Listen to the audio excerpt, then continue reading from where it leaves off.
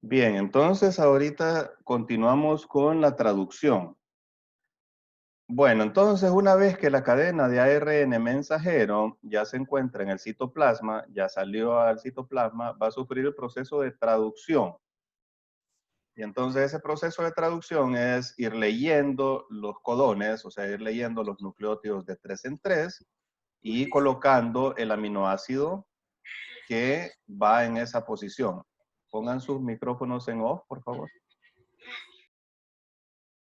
Bueno, entonces ir poniendo los aminoácidos que van en cada una de esas posiciones. Esa es la traducción. Bueno, entonces para realizar la traducción, las organelas que se necesitan son los ribosomas. Los ribosomas están compuestos por dos subunidades, una subunidad grande que se le denomina subunidad 50S y una subunidad más pequeña que se le denomina 30S. Y el conjunto de las dos, cuando están acopladas, se le denomina subunidad 70S, así se le llama. Ese es el coeficiente de sedimentación. Bien, entonces los ribosomas están formados de dos cosas. Están formados de ARN ribosomal y están formados de proteínas. Y el ARN ribosomal ya vimos nosotros que los genes que codifican para este ARN son los que se encuentran en un número mayor de copias en el ADN, son los genes más abundantes en el ADN. Y no solamente eso, sino que son los que tienen la tasa de transcripción más alta. ¿Por qué? Porque se necesita estar ensamblando muchos ribosomas para que la célula esté sintetizando sus proteínas. Entonces, por eso hay una transcripción tan alta de estos genes del ARN ribosomal. Bien, entonces vamos a ver cómo se realiza la transcripción. ¿Recuerdan ustedes que habíamos visto, digamos, este es el ARN, aquí tenemos el extremo 5', tenemos el extremo 3', aquí tenemos el primer AUG, el primer codón que va a ser traducido. Recordemos que toda traducción va a comenzar con un AUG. Toda proteína va a nacer con un AUG. Esta es la región no traducida en 5', y entonces aquí en la región no traducida en 5', ya habíamos dicho que hay una secuencia que es bastante conservada entre las diferentes proteínas que se denomina secuencia de Shine-Dalgarno. Ya lo habíamos visto eso, ¿verdad? Shine-Dalgarno. Esa secuencia sirve para señal para que el ribosoma, las dos subunidades, la grande y la pequeña, que se encuentran separadas, se ensamblen sobre la cadena de ARN mensajero y comiencen la traducción. Bueno, entonces vamos a dibujar acá ya los ribosomas acoplados, o sea, ya la subunidad pequeña acoplada a la subunidad grande. Entonces esta es la subunidad pequeña y se acopla a la subunidad grande. Bien, aquí en medio queda el ARN mensajero, aquí queda atrapado el ARN mensajero, ¿verdad? Y entonces el ribosoma tiene dos sitios, como dos cuevitas dentro, cuando se acoplan quedan como dos cuevitas acá. Este se llama sitio A o aminoacil y este se llama sitio P o peptidil. Bueno, entonces, ¿qué es lo que pasa acá? Vamos a hacerlo un poquito más grande. Vamos a hacer el ribosoma más grande. O no vamos a hacer el ribosoma, solo el sitio A y el sitio P. Ya no vamos a dibujar el ribosoma, ni vamos a dibujar toda la cadena de ARN mensajero. Solo vamos a dibujar el sitio P y el sitio A, ¿verdad? Claro, por aquí va todo el ARN mensajero, ¿verdad? Y aquí en el sitio P, va a quedar, exactamente aquí va a quedar el primer codón que va a ser traducido, que siempre en todas las proteínas va a ser un AUG. Y esta va a codificar para una formilmetionina, o sea que hay un ARN de transferencia especial que porta la formilmetionina, diferente a todas las demás metioninas que van a estar en cualquier sitio de la proteína, porque hay un montón de meteoninas en todas las proteínas, ¿verdad? Pero este primer aminoácido que va a ser puesto va a ser portado por un ARN ribosomal especial que porta la formilmetionina, ¿de acuerdo? Bueno, entonces, ¿qué es lo que sucede después? Todo el medio celular está lleno de los ARN de transferencia cargando sus aminoácidos respectivos. Entonces, aquí va a llegar el ARN de transferencia, va a llegar el ARN de va a llegar el ARN de transferencia, aquí va a llegar el ARN de transferencia que va a tener al anticodón apropiado para unirse al codón, ¿verdad? O sea, el anticodón de este va a ser UAC.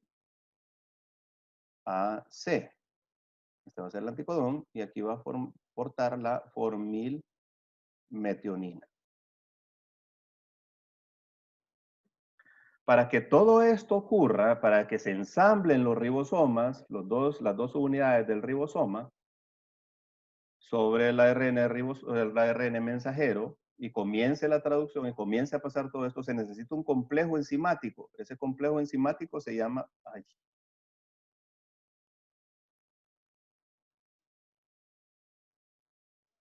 ese complejo enzimático se llama complejo de iniciación. Así se denomina, el complejo de iniciación. Antes de eso, se me olvidó decirles algo.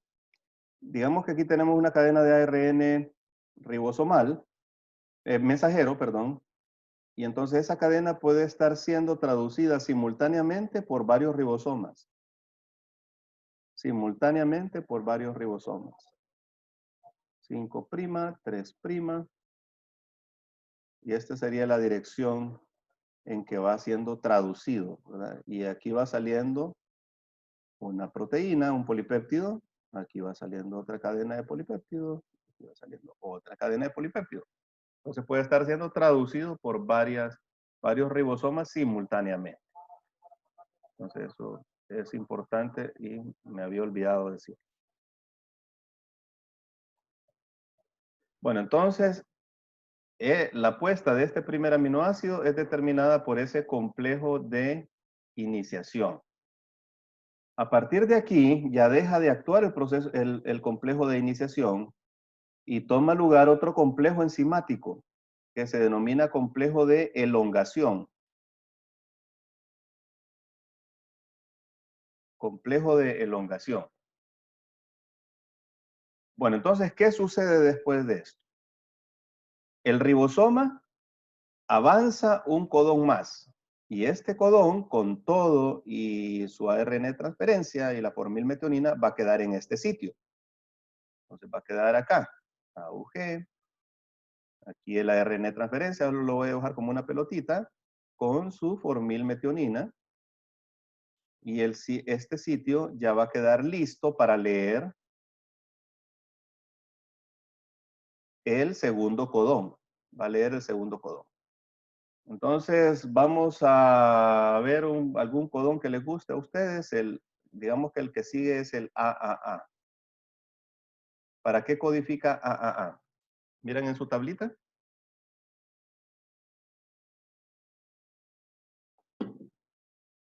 Díganme para qué codifica el AAA. Ahí en su tablita, por favor. Vamos, niños, muchachos, ¿están ahí? Para la lisina. Para la lisina. Lisina. Entonces va a llegar el ARN de transferencia con su anticodón, formando los puentes de hidrógeno, portando la lisina. Aquí en este punto va a entrar en juego una enzima muy importante. Esa enzima se denomina aminoacil peptidil transferasa. Aminoacil peptidil transferasa. Y lo que va a hacer esa enzima es catalizar el enlace peptídico entre este aminoácido y el primero, entre el segundo y el primero. Eso es lo que va a hacer esa enzima. ¿De acuerdo?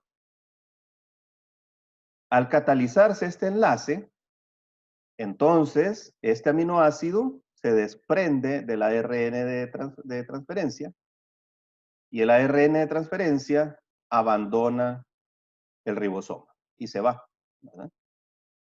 Abandona el ribosoma. Se va. Y entonces aquí ya tenemos, si ustedes se fijan, ya tenemos este ARN de transferencia con 2 aminoácidos, la lisina y la formilmetionina. Ya tenemos una cadena de 2 aminoácidos.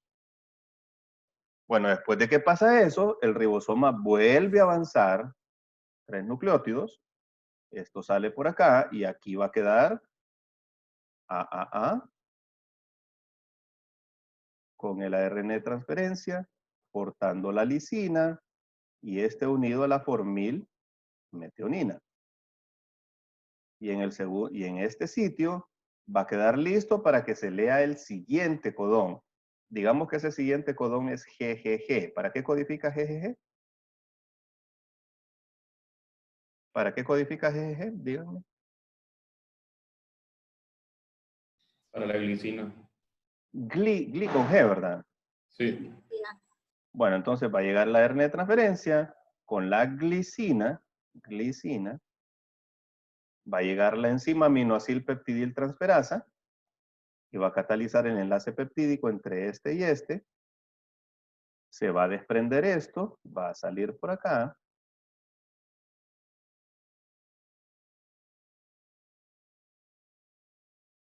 ¿Verdad? Va a salir por acá y ahí va a quedar así. Ahora ya tenemos una cadena de 3 aminoácidos. Formilmetionina, lisina y glicina.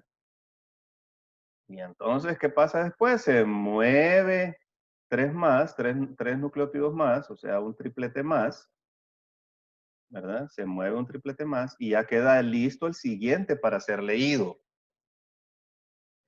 Y así, sigue leyendo de 3 en 3, poniendo el aminoácido, llega el ARN de transferencia que corresponde, se forma el enlace peptídico y luego avanza 3 más y sale el ARN ribosomal sin el aminoácido.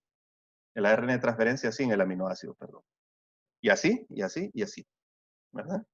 Así por el estilo. ¿Hasta cuándo? ¿Hasta dónde va a llegar eso? Va a comenzar aquí, en el primer AUG. Aquí tenemos la región no traducida en 5', región no traducida en 5'. Y entonces, ¿hasta dónde va a llegar eso? Va a llegar hasta que encuentre ¿qué? Hasta que este aparato de la traducción encuentre ¿qué? ¿Qué va a encontrar ahí para que termine la traducción?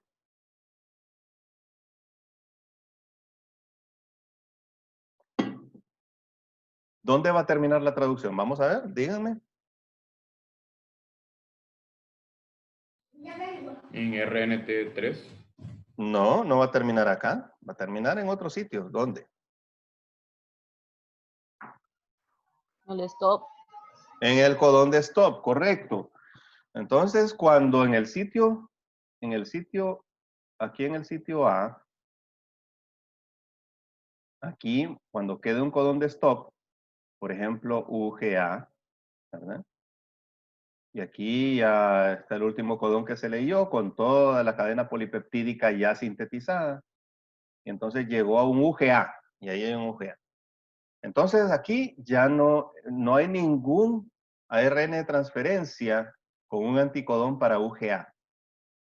Entonces por eso se llama codón de stop. Son 3 codones de stop o de terminación, codones de finalización, ¿verdad? Codones de stop o de parada pueden decirle también. Bueno, entonces una vez que llega acá, ya deja de funcionar el complejo de elongación, complejo enzimático de elongación, y comienza a funcionar un nuevo complejo que se llama complejo de terminación. Y entonces es eso, ¿verdad? El complejo de terminación ayuda a que se desensamble ya el ribosoma del ARN mensajero y que la proteína quede libre. ¿De acuerdo? Ya la proteína queda libre. Doctora, entonces, ¿cuál es la función del complejo de elongación? El complejo de todas estas enzimas del complejo de elongación ayudan a hacer todo esto, a que vaya avanzando el ribosoma, vaya llegando el ARN de transferencia, ¿verdad? Y luego la aminoacilpeptidiltransferasa va catalizando el enlace peptídico. Todo ese proceso no se lleva a cabo sin ese complejo enzimático. ¿Y el de iniciación? Solamente para ¿verdad? Para el primer aminoácido. Y para que se ensamblen, ¿verdad? Se ensamblen los ribosomas y se ponga el primer aminoácido, solamente para eso sirve. Y luego entra en juego el siguiente complejo, ¿verdad? Que es el complejo de elongación. Y el de terminación es para que se desensamble el ribosoma y quede libre la cadena polipeptídica. Como ven, es un proceso bien sistemático. Es como un escáner molecular, ¿verdad? Va escaneando la cadena de ARN y sintetizando la proteína. Bien. Bueno, entonces, después de que la proteína, una vez que ya la proteína ha salido, ya está libre, ya es libre, no es como nosotros estamos presos, ¿verdad? Por el COVID, sino que ya esta proteinita es libre. Entonces, todavía no está lista para actuar, ¿cierto? Le falta un montón de cosas para actuar. Primero, lo más importante es el plegamiento de esta proteína. Plegarse en una configuración tridimensional que le va a dar una forma y por ende una función. Y entonces ya vimos en una de las primeras clases que el plegamiento ocurre en gran medida de manera independiente, es un proceso automático. Y ese proceso se da por las fuerzas externas que están jalando los aminoácidos independientes. Y dijimos que los aminoácidos más importantes para el plegamiento, para el inicio del plegamiento, eran los hidrofóbicos. Entonces, gran parte de lo que será la proteína tridimensional va a depender de la posición de esos aminoácidos hidrofóbicos en la cadena. ¿Y qué aminoácidos hidrofóbicos son? Entonces, tratan de esconderse del agua, y entonces al tratar de esconderse del agua, se van plegando y van quedando en el centro de la molécula, y los aminoácidos hidrofílicos van quedando hacia la periferia, y luego, después de ese proceso, los aminoácidos que tienen cargas iguales, cargas opuestas, son atraídos y forman puentes de hidrógeno. Y los aminoácidos con cargas iguales son repelidos, y todo ese proceso ayuda a formar la proteína, a que la proteína tenga una forma. Dijimos que eso se logra porque la proteína tiene energía interna. Todas esas fuerzas, ¿verdad?, determinan que haya una energía interna. Y dijimos que la energía interna era algo similar a la energía potencial. Entonces pusimos una comparación en la primera clase, ¿verdad? En una de las primeras clases. La energía potencial, por ejemplo, de una pelota en la cima de una colina. Si nosotros empujamos esta pelota, entonces va a rodar por acá y va a quedar en algún lado de acá abajo. ¿Cierto? Y vuelve a rodar, o sea, la volvemos a poner en la misma posición exactamente, la empujamos de igual manera, vuelve a rodar y puede quedar por acá. Y vuelve a rodar y va a quedar por acá. Y vuelve a rodar y va a quedar por acá. Bueno, entonces hay una característica bien llamativa del plegamiento de las proteínas. Recuerdan que dijimos que la función depende de la forma y que la forma debe ser específica para realizar una función. Pero lo que se ha visto es que la proteína puede adquirir varias formas, diversas formas. Hay una diversidad de formas, no solamente una. Claro que no se alejan mucho unas de otras, ¿verdad? Pero hay una diversidad de formas y no se sabe todavía cuál es la utilidad de que haya esa diversidad de formas. Como que si hubieran varios tipos de proteínas a partir de la misma proteína, ¿verdad? Que se pliegan en diferentes configuraciones y de pronto pues cambian un poquito su función o adquieren su forma final al cumplir su función, ¿verdad? De alguna manera, al cumplir su función, por ejemplo, una enzima al acercarse a su sustrato, adquiere su forma final debido a la fuerza. Entonces no conocemos muy bien eso, pero sí se conoce que hay una diversidad de formas que se pueden originar acá. Bueno, entonces, aún así, hay proteínas, digamos, nosotros empujamos esta pelotita y puede ser que, por pura casualidad, como es tan escarpado esto, entonces termine por acá.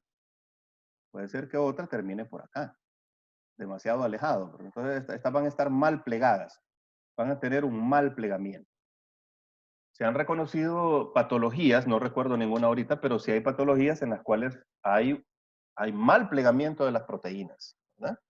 Las proteínas están mal plegadas, no se pliegan adecuadamente.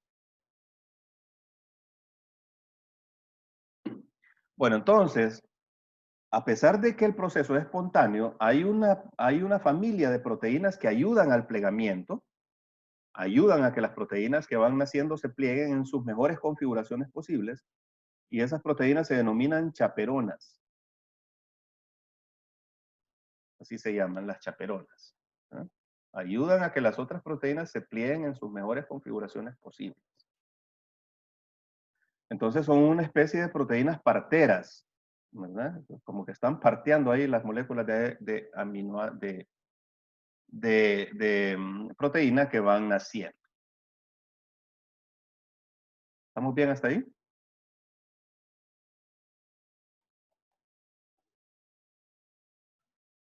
Bien. ¿Qué más? ¿Será que las proteínas ya están listas para cumplir su función? Bueno, eso depende, porque va a haber proteínas pequeñitas que van a actuar dentro de la célula, que tienen una función intracelular, que tienen una función bastante específica, y ya no necesitan más procesamiento, simple y sencillamente ya fueron sintetizadas, ya se plegaron y van a hacer su función en la célula. Va a haber otras que no. Va a haber otras que necesitan, por ejemplo, formar dímeros, o sea, no pueden actuar por sí mismas, sino que necesitan, por ejemplo, unirse a otras subunidades iguales o a otras subunidades diferentes para formar, Doctor, ¿y los pedacitos que sobran? ¿los cuales? ¿Los fragmentos que sobran de esas proteínas? ¿Cuáles fragmentos? Hasta ahorita no hay fragmentos que sobren. O sea, hasta ahorita no hemos visto ningún fragmento que sobre. ¿Cierto? O sea, está la proteína así, luego al plegarse, adquiere una configuración tridimensional. Todavía no hemos entrado al reciclamiento de proteínas. No sobra nada acá todavía, ¿verdad? Todavía no. O sea, hasta ahorita está enterita. Está enterita, ¿verdad? Bueno, entonces, muchas proteínas no actúan por sí mismas. Tienen que unirse a otras subunidades, ya sea iguales para formar homodímeros, o a otras proteínas de otro tipo para formar heterodímeros, o para formar homotrímeros o heterotrímeros, tetrámeros, y hay una gran diversidad de proteínas. Hay proteínas que son sumamente grandes. Por ejemplo, cuando miremos replicación, vamos a ver que la ADN polimerasa es una proteína de 12 subunidades. Es bastante grande. Entonces, tienen que unirse a otras proteínas para cumplir una función, y es ese aparato, producto de la unión de todas esas proteínas, el que hace la función, y no solamente la proteína individual. Bueno, entonces, hay otras proteínas que deben sufrir la adición de grupos de glucosa, por ejemplo, la N-glicosilación. Hay otras que tienen que sufrir la adición de grupos de lípidos, ¿verdad? Bueno, entonces, y hay otras proteínas que se tienen que exportar fuera de la célula. Por ejemplo, proteínas de señalización, hormonas, ¿verdad? Tienen que salir fuera de la célula para hacer su función fuera de la célula y no dentro de la célula. Bueno, entonces todas estas proteínas que van a sufrir algún tipo de modificación van a entrar a un sitio que es el aparato es el retículo endoplásmico. Van a entrar al retículo endoplásmico para ser procesadas. Es como que ustedes tuvieran un carro y hacen el chasis y la carrocería y ya. Pero para poder funcionar ese carro necesita que lo pinten, que le pongan mickeys, que le pongan extras, que le pongan radio, le pongan todas las cositas, ¿verdad? Y entonces todo eso va a ser aquí en el retículo endoplásmico. Ahí va a suceder todo eso. Que aquí suceden procesos muy complejos. Muchos de ellos no se conocen, ¿verdad? Pero son procesos muy complejos. Por ejemplo, los anticuerpos que están formados por dos cadenas pesadas y dos livianas se tienen que unir aquí, se tienen que ensamblar en el retículo, ¿verdad? Proteínas extracelulares que llevan grupos de azúcares, los grupos de azúcares se les adicionan acá, etc. ¿verdad? Todo eso sucede aquí en el retículo. Bueno, entonces, la proteína, digamos, esta es la cadena de proteína, ¿verdad? Esta es la cadena de proteína. Este extremo de acá es el extremo aminoterminal, es como la cabeza de la proteína, y este es el extremo carboxiterminal, como la cola de la proteína. Así como el ARN, tiene la cabeza, que es el extremo 5' y la cola, que es el extremo 3'. el polipéptido tiene la cabeza, que es el extremo amino terminal, y la cola, que es el extremo carboxiterminal. Esta se sintetizó primero y esta se sintetizó por último. Bueno, entonces aquí todas proteínas que van a entrar al retículo endoplásmico tiene una secuencia conservada en el extremo amino terminal, ¿verdad? Digamos que es este pedazo de acá, que se denomina péptido señal. Entonces este pedacito va a ser el péptido señal, solo si necesita entrar al retículo. Péptido señal. Y entonces este pedacito solo sirve para eso. Una vez que cruza la membrana, el pedacito se desacopla y se pierde, porque solamente se necesitó para eso, para entrar al retículo, ¿verdad? Solo para eso. Bueno, entonces si es una proteína intracelular, ya está lista para, ya puede ser que esté lista para cumplir su función. Si es una proteína extracelular, tiene que sufrir otro procesamiento. Entra una organela, que es el aparato de Golgi. O sea, si va a ser una proteína exportada, ya sea al intersticio o que viaje a la sangre hacia otras células, pero es exportada fuera de la célula, entra el aparato de Golgi. Y entonces aquí en el aparato de Golgi, las proteínas son empaquetadas en vesículas, que son como saquitos. Entonces están estos saquitos llenos de proteína, ¿verdad? Y luego estos saquitos son transportados hacia la membrana plasmática. Recordemos que todavía aquí estamos cerca del núcleo. Los ribosomas se encuentran cerca de la membrana nuclear y luego el retículo se encuentra cerca del núcleo y luego luego el aparato de Golgi también, ¿verdad? Todo esto se encuentra cerca del núcleo todavía. Entonces esto tiene que ser empaquetado y tiene que ser exportado a la superficie celular, o sea, a la membrana celular. Y entonces esto se hace por medio del citoesqueleto celular. Recuerdan ustedes que la célula tiene un esqueleto, ¿verdad? O sea, aquí está la célula y entonces tiene un esqueleto que está compuesto de microtúbulos. Hay un conjunto de microtúbulos que van desde dentro hasta la superficie de la membrana. Es como un esqueleto de la célula. Y entonces esos microtúbulos están formados por varias proteínas. Por ejemplo, la tubulina. Ay, tubulina. Y también tienen una proteína motora que es la actina. La actina se encuentra en los músculos también. Es una proteína motora, ¿verdad?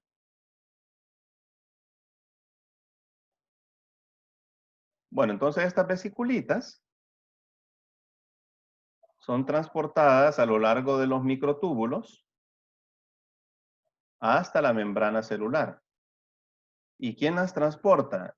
El transporte más común, la forma de transporte más común es por medio de unas proteínas, ¿verdad? Esas proteínitas son como dos piecitos. Y esos piecitos van a caminar a lo largo de estos microtúbulos utilizando la energía del ATP. Y estas proteínas se denominan quinesinas.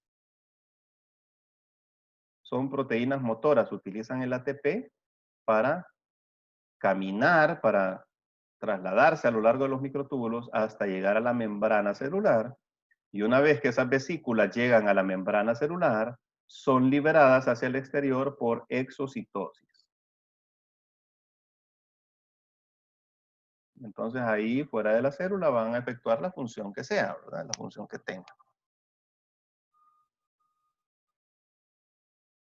Bueno, entonces ya dividimos las proteínas en proteínas extracelulares y que van a actuar fuera de la célula, ya sea en el intersticio o como moléculas de señalización que van a llevar un mensaje a otros sitios del organismo, o como proteínas estructurales como el colágeno, la elastina, que son proteínas estructurales que están fuera de la célula. Y las otras son las intracelulares, que son las que van a cumplir una función dentro de la célula. Para que la proteína cumpla su función, muchas de las proteínas, todavía no están listas, necesitan un procesamiento adicional, principalmente proteínas extracelulares. ¿verdad? Necesitan algún procesamiento adicional. Por ejemplo, muchas proteínas de la sangre se encuentran en estado inactivo. Ejemplos, proteínas del complemento, proteínas de la coagulación, están en un estado inactivo y necesitan algo para que funcionen. Si no, así van a pasar toda su vida hasta que sean destruidas y nunca se necesitaron. Están ahí para cumplir una eventual función, aunque no se presente la situación, pero están ahí para cumplir esa eventual función, complemento y coagulación, ¿verdad? Entonces esas proteínas del complemento y de la coagulación tienen que ser partidas en dos y uno de los fragmentos es el fragmento activo, el que realiza la función. Si nunca son partidas, nunca van a cumplir esa función. Hay otras proteínas que para cumplir su función, ya sea dentro o fuera de la célula, necesitan activarse por algún método. Un método de activación de proteínas bastante común es la adición de grupo fosfato, o sea, la fosforilación. Y entonces las proteínas que fosforilan a otras proteínas se llaman quinasas con K. Hay enzimas que activan a otras proteínas fosforilándolas y esas se denominan quinasas. Son ejemplos de otras maneras en que la proteína va a cumplir su función. O sea, las proteínas no nacen siempre con su función. Otro ejemplo, la insulina. La insulina es una proteína que nace como se origina como dentro de la célula como una preprohormona. Entonces, preprohormona, cuando pierde el péptido señal al meterse al retículo endoplásmico, entonces pierde el pre y se llama prohormona, nada más.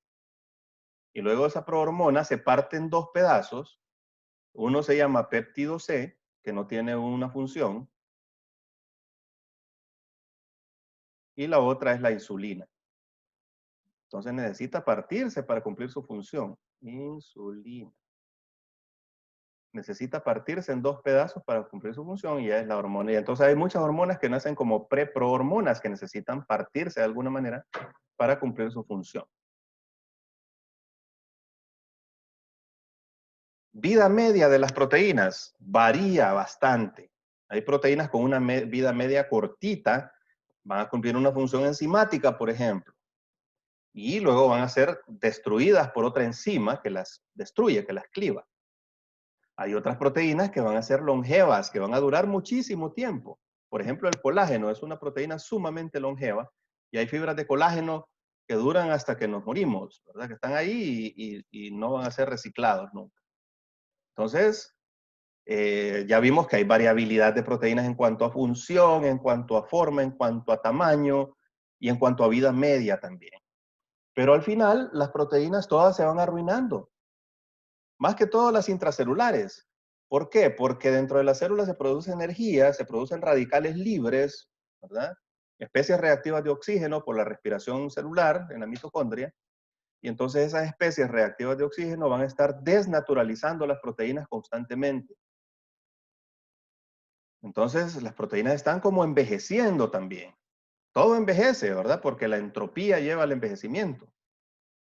Entonces, las proteínas no son una excepción, van envejeciendo porque van perdiendo su configuración terciaria, se van desnaturalizando esos enlaces de hidrógenos puentes débiles, puentes de hidrógeno se van perdiendo y la proteína va envejeciendo.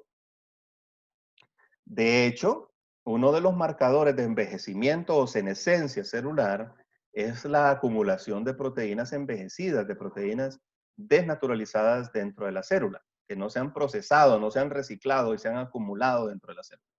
Entonces esa célula se vuelve una célula senescente, una célula vieja, además de otras características de la célula senescente, ¿verdad? Pero esa es una de las características de la célula senescente, la acumulación de proteínas envejecidas. Claro, siempre las proteínas cuando se desnaturalizan, siempre están ahí las chaperonas para intentar repararlas, ¿verdad? Entonces las chaperonas están renaturalizando esas proteínas, pero es como los seres humanos, o sea, estamos los médicos, ¿cierto? Los médicos estamos atendiendo a la gente, pero el envejecimiento es inevitable. Las proteínas van a ir envejeciendo, van a ir desnaturalizándose. Bueno, entonces estas proteínas, acuérdense, ayudan a plegarse bien a las demás proteínas, ya sea cuando se van originando o cuando van perdiendo su configuración terciaria, cuando se van desnaturalizando. Esto es con las proteínas intracelulares, ¿verdad? Entonces las chaperonas están haciendo esto constantemente. Pero claro, no van a lograr hacerlo del todo y va a haber proteínas que van a envejecer. Bueno, entonces finalmente las proteínas deben ser recicladas, deben ser destruidas. Deben ser destruidas para evitar su acumulación, para que cumpla su función, ¿verdad? O sea, por lo mismo, el mismo motivo que todos envejecemos y al final somos sustituidos por nuevas generaciones, para que esas nuevas generaciones se adapten a los cambios ambientales y a los requerimientos. Si no hubiera ese cambio, esa sustitución de generaciones, no podríamos adaptarnos a los nuevos ambientes, ¿verdad? Y los cambios bruscos podrían aniquilar la población, pero gracias a que hay un cambio de generaciones, hay una nueva variación, ¿verdad? Hay un nuevo conjunto de variantes para que la selección natural escoja. Lo mismo va para las proteínas. Las proteínas se están reciclando a cada momento para cumplir las funciones cambiantes de la célula y del organismo a cada instante. Entonces se tienen que estar destruyendo, ¿verdad? Permítanme un segundo.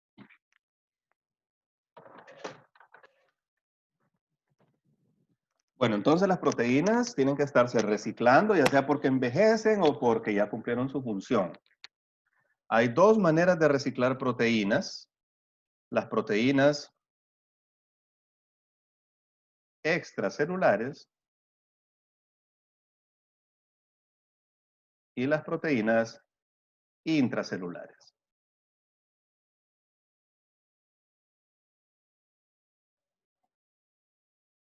Ejemplos de las extracelulares. Ejemplos de las extracelulares. El colágeno, la elastina y todas estas proteínas extracelulares, ¿no? ¿Cómo son procesadas?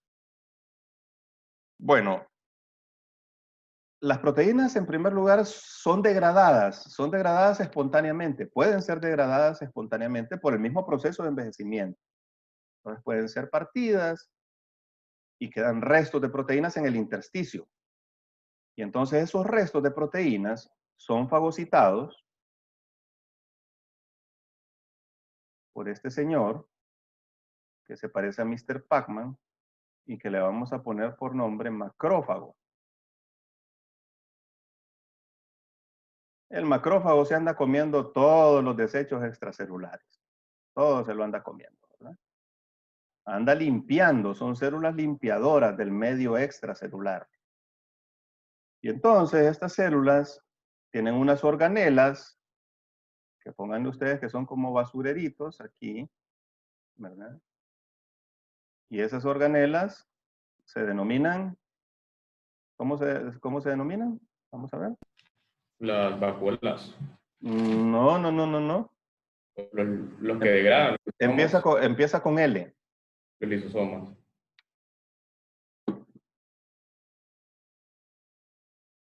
Lisosoma, correcto. Lisosoma. Estos son los lisosomas. Bueno, entonces, ¿qué contienen los lisosomas?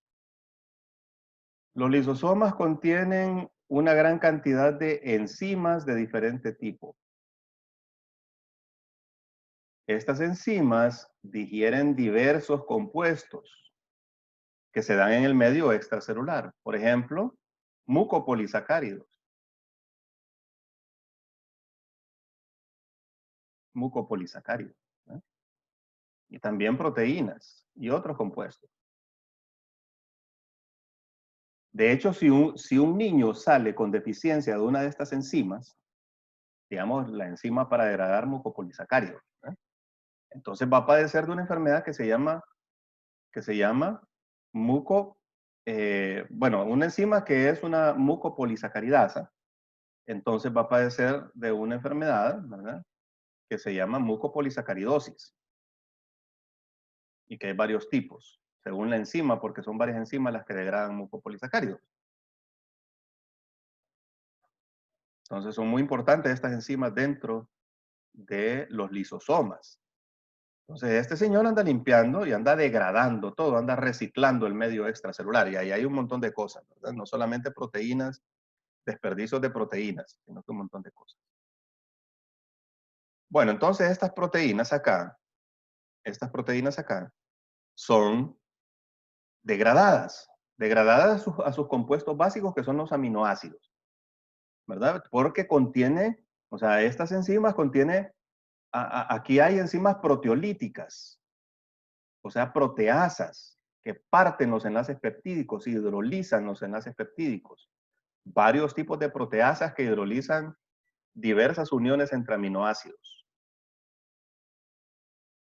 Y el resultado final es que se degradan las proteínas a sus componentes básicos, que son los aminoácidos. Aún así, quedan unos fragmentos de aminoácidos cortos, unos fragmentitos cortos de aminoácidos, ¿verdad? De péptidos, unos péptidos cortitos, tomados al azar, ¿verdad? O sea, son una gran diversidad de péptidos de todas estas proteínas que están procesando. Y estos péptidos van a servir al sistema inmune. Y mañana vamos a ver un poquito de eso, sistema inmune. O sea, algunos péptidos no se degradan del todo aminoácidos, sino que quedan unos cuantos aminoácidos formando cadenitas que no se degradan del todo, que van a servir para el sistema inmune. Eso lo vamos a ver mañana, ¿verdad? Mañana vamos a ver esta parte de la inmunidad. Las proteínas intracelulares. Dentro de las células, de todas las células, hay también unos basureritos, ¿verdad? Hay unos basureritos que se denominan proteasomas. Proteasomas.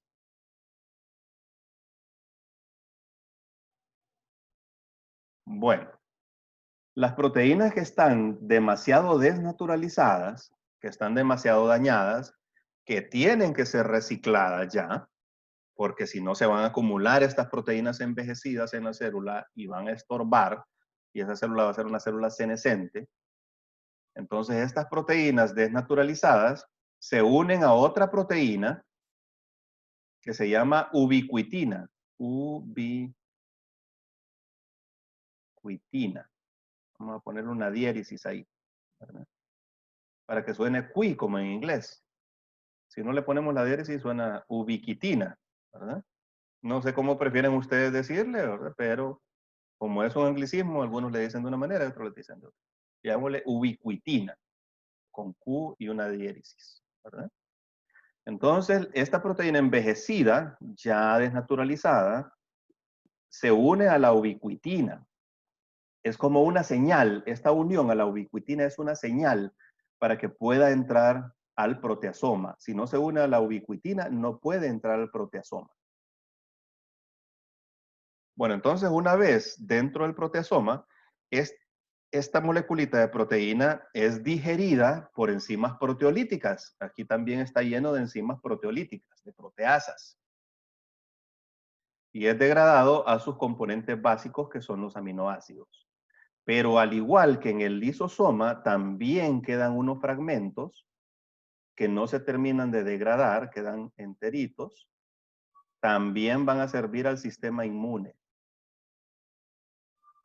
También le van a servir al sistema inmune.